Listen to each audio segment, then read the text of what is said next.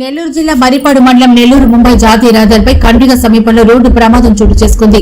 నెల్లూరు నుంచి ప్రొద్దుటూరు వైపు వెళ్తున్న ఆయిల్ ట్యాంకర్ కండ్రిగ సమీపంలో బోల్తా పడింది. ఇద్దరికి తీవ్ర గాయాలయ్యాయి. ఆయిల్ ట్యాంకర్ బోల్తా పడిన ప్రమాదం గమనించిన మరొక లారీ డ్రైవర్ లారీని జాతీయ రహదారిపై నిలిపి చూడడానికి వెళ్తూ ఉండగా వేగంగా వస్తున్న మరొక లారీ ఆగి ఉన్న లారీని ఢీకొట్టడంతో లారీ డీజిల్ ట్యాంకు పేలి ఒక్కసారిగా మంటలు చెలరేగడంతో లారీ పూర్తిగా అగ్నికి ఆహుతైంది. లారీలో ఒక్కసారిగా మంటలు చెలరేగడంతో లారీలో ఉన్న ఇద్దరు కిందకు దూకి ప్రాణాలు రక్షించుకున్నారు.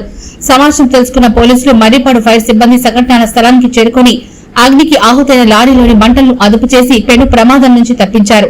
సంఘటనా స్థలంలో పోలీసులు ప్రమాదానికి గల కారణాలు అడిగి తెలుసుకుని కేసు నమోదు చేసి దర్యాప్తు చేస్తామని ఈ సందర్భంగా తెలిపారు.